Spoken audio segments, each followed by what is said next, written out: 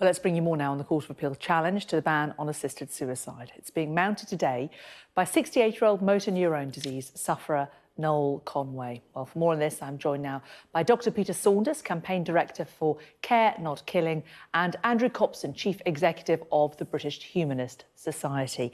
And Dr. Peter Saunders, to you first of all. Noel Conway has told the court that he wants a peaceful and dignified end to his life. Who are we to stop him? Well, I have a lot of sympathy with where he's coming from and understand why he wants to do it. But the key issue here is that he's arguing that the ban on assisted suicide interferes with his right to private and family life under the Human Rights Act. But this right is not absolute in a democratic society, but it has to be balanced against the rights and the freedoms of others. And that's the key issue, that it is really impossible to pass a law which will keep vulnerable people safe. And Parliament's looked at this at least 10 times in Britain already, and every time has defeated it, most recently by an overwhelming majority. And that's because of the fear that if the law were to change, vulnerable people, those who are elderly, sick or depressed or disabled, would feel under pressure to end their lives so as not to be a burden on family or friends or caregivers.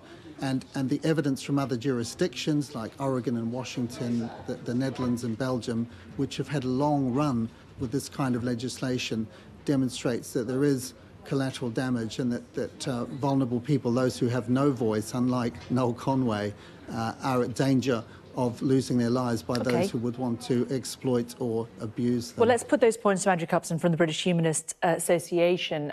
And that is a valid point, isn't it? That in Noel Conway's case, he's a man who's clearly has his mental faculties. He's doing it for he believes all the right reasons. But what if this were to become enshrined in law and others could then be made vulnerable because of it? It's certainly the case that any legalisation of assisted dying would need to come with strong safeguards. It's very important that people who are requesting assisted dying and who receive it under any future law are of sound mind. It's very important that their decision is uncoerced. Actually, family members often try and persuade people who want assisted dying to live and to stay rather than the other way around, as some people cynically assume. But with those safeguards, it's also important that we do move towards a law, a legal situation that gives people like Noel and many, many more people that we all know, probably today and in our own families and friends and maybe even ourselves, who want, when the time comes, to be given the choice and the dignity of an assisted death.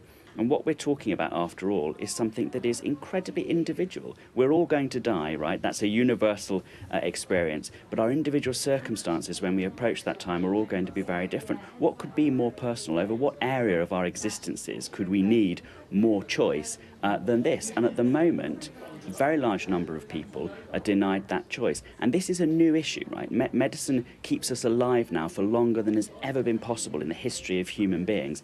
And with that new wonderful situation that allows us to live, if we want to, for as long as possible, we have new problems, which is that some people, like Noel, find after due consideration that their life is no longer livable and they want assistance to die with dignity. Well, I think the same medicine that provides us with exceptionally long life should provide us with the assistance to end that life with dignity. Dr. Saunders, since 1961, suicide has been legal in the UK. Essentially, aren't you depriving people who are too sick to be able to actually carry this out the opportunity to do something which, were they more able-bodied, they would be able to do legally?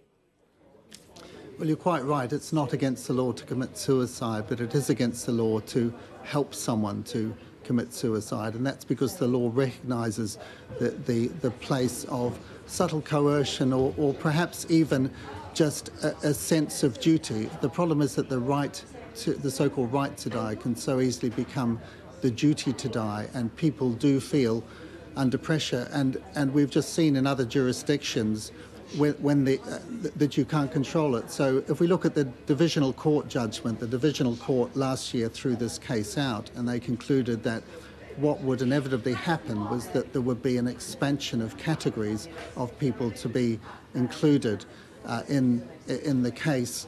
And we see that in, as I say, in the Netherlands, in Belgium, in Oregon and Washington, which are often touted as the example. Over 50%, more than half in both of those jurisdictions, cite fear of being a burden as one of the reasons that they're asking for assisted suicide for.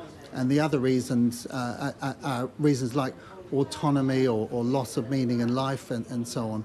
So we also have to put this in context that there are, it's incredibly rare, even with people like Conway, to want to go down this route. There are 5,000 people in Britain with motor neuron disease. 3 of them die every day. Virtually none of them want this. And the reason for that is because with good palliative care, which addresses people's physical, emotional, social and spiritual needs as well, requests to die are incredibly rare. And the key question is, do you change the law for a very small number of determined people? And our answer has always been no, because the collateral damage to others would be too great. We all accept that in a democratic society there are limits to human freedom in order to keep vulnerable people safe, and this is one such case, and that's certainly been the conclusion. Let's give Andrew Copson a chance to respond. You were shaking your head vigorously there, but just one point I wanted to pick up was that you were talking about how relatives very often discourage people from doing this, and that's a fair point, isn't it? But what about the people who are doing it for themselves? They feel they don't want to be a burden. Their relatives aren't saying, please bump yourself off. They are saying, I don't want to see my wife, I don't want to see my children having to bathe me, having to do these things. I'm doing it because I love them so much, I don't want them to go through it. And, I mean, the assumption behind your question is that that should be seen as an invalid reason. I think that if everyone who might want an assisted death will have a complex range of reasons. People don't do things for one reason. We're more complicated than that. A slow loss of dignity, an unwillingness to be dependent on other people. I mean, I think about this quite often when I think about both my grandparents, who recently died in the last couple of years.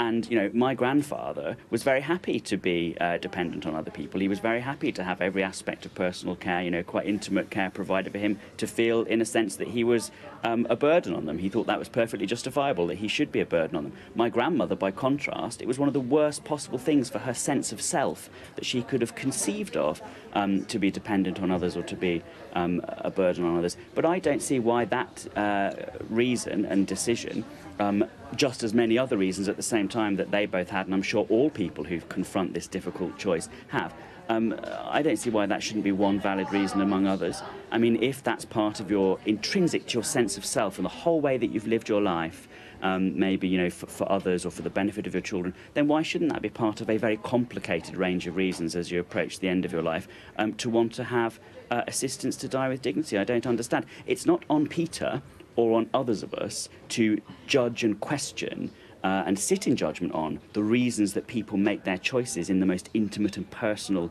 situation. I think that people's reasons are people's reasons, and my decision is to respect those reasons. There should be never any coercion, and if there has been any coercion in other jurisdictions, which I doubt the scale of. I think that's a misrepresentation of other jurisdictions. But if there has been, then we can learn from those jurisdictions when we introduce a more humane and perhaps more sophisticated law in the UK. It's not beyond our wit to do better than other countries in many areas of our life, and maybe this law would be one of them.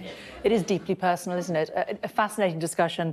Good to speak to you both. Andrew Copson from the British Humanist Society Association and Dr. Peter Saunders from Care Not Killing. Thank you both very much.